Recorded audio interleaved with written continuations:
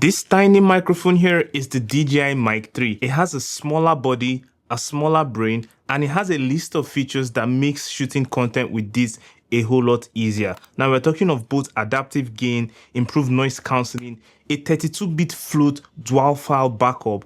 It also has new voice tone presets and a lot of other qualities that makes this upgrade essentially quite important. But there is just one problem I have found with this device, and it's not just with the size, but this problem has stopped me from making the DJI Mic 3 one of the only microphone solutions that I use for everything I shoot. So you might want to stick around to the end so I can tell you what exactly this problem is and some potential solutions. But before we get into that, what do you get in the box if you're deciding to get the DJI Mic 3? Now, first thing you get is a clean carrying pouch and also the wireless charging case. Now, the carrying case has some extra room for the wind muffs of the microphone, and you also get a USB-C cable. When you open the case, you're going to find three different things. First, you're going to find two transmitters and one camera receiver. Then also you're going to find the USB-C phone and computer adapter that you can use this to plug into your phones to get good quality audio or into your computers to get good audios. But that's not all you get. It also has a 3.5 mm TRS cable with a locking connector. One thing I saw instantly that I loved about this device was the locking connector. It's so you can now attach this firmly to whatever device you're using, in case your camera or whatever you're using to film, and then there will be no wiggle or loose threading around it, so you don't lose any audio. You also notice that there is a neat magnet shelf that can house the two magnets that comes with your DJI Mic 3, so you can just store them up there and they're always safe. You don't have to lose anything like that, and all of this lives just in one of this simple case. Really friendly and feels durable, and I really like how DJI has put together this mic for creators. Just a quick favor, if this video helps you in any way in deciding whether to get the DJI Mic 3 or any other microphone, just hit that subscribe button.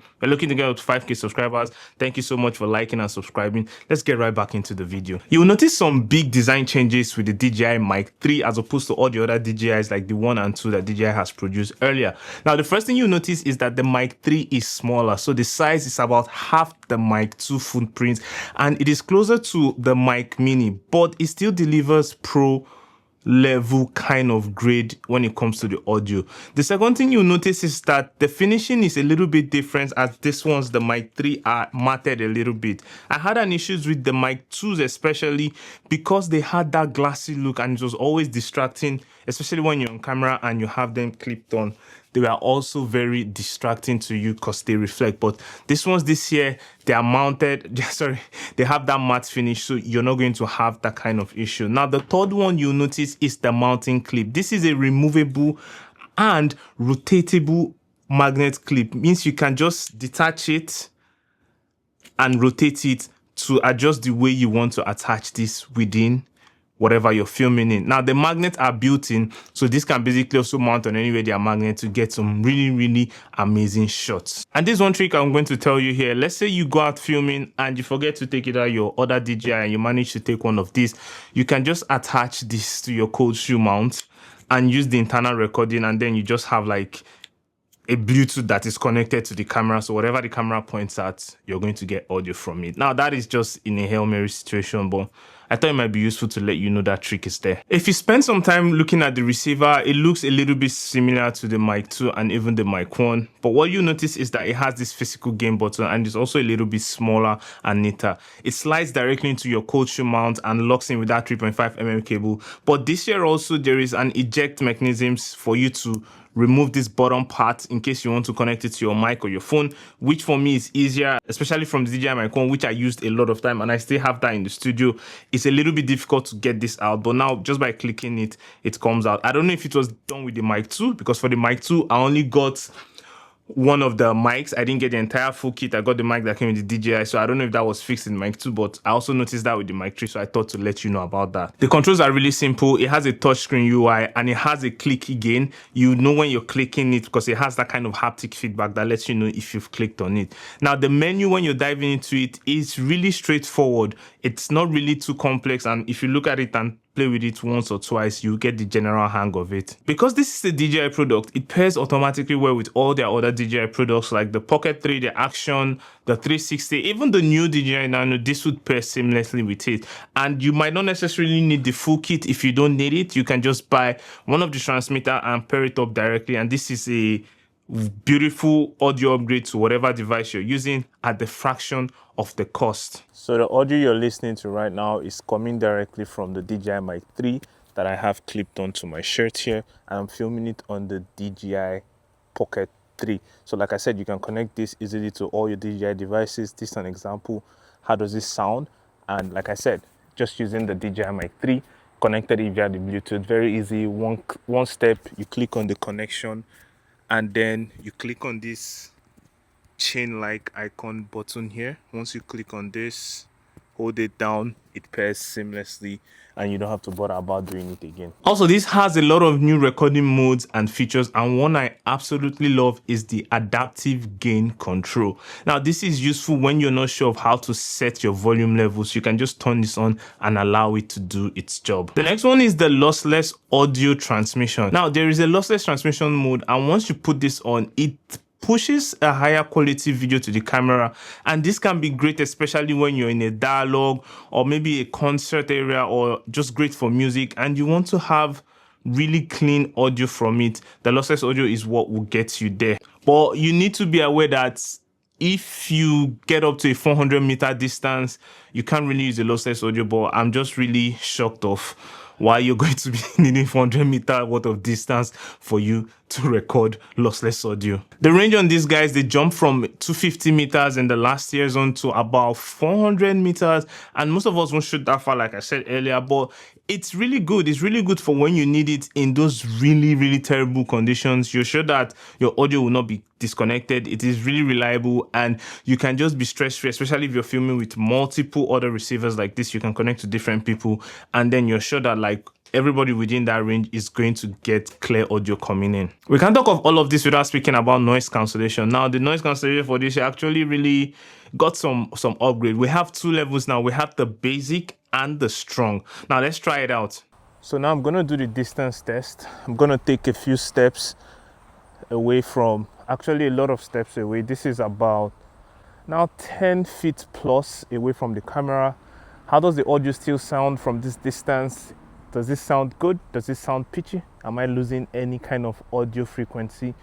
Let me know. This is with no voice cancellation. This is how it sounds when the basic noise cancellation is turned on. How does this sound? Does it make any difference from when no noise cancellation is being turned on? Now, this is how it sounds with the strong noise cancellation turned on.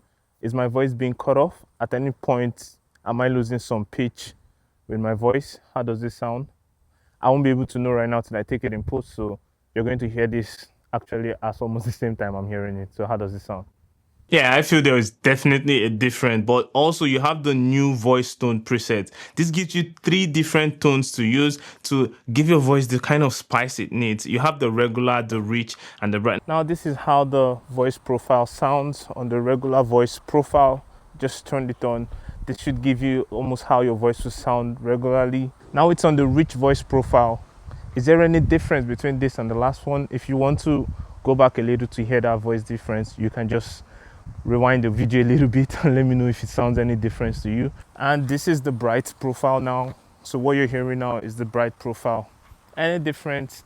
Let me know in the comment section which of them you prefer. Like I said, you just have to try all 3 of them to find out which best suits your voice or the kind of texture you want to give out to whoever is listening to you. There is no saying in which of them you should use specifically. I think it's best for you to try out all 3 and find the one that best fits with your voice and the mounting position in which you're going to be using these mics, and then you can just keep using that. The DJI Mic 3 has a 32-bit float dual recording, and what this means is that you will still get 32-bit float on the transmitter, but there's also a dual file backup. So you get like the original audio version, and then you get an enhanced that has been a little bit optimized. Now you can decide which of them you want to use based on your preference, but the 32-bit flute, you don't have to bother if your voice is going a little bit too loud or you're whispering too soft. In post, you can just add gain or any kind of treatment without losing quality and introducing noise to your audio.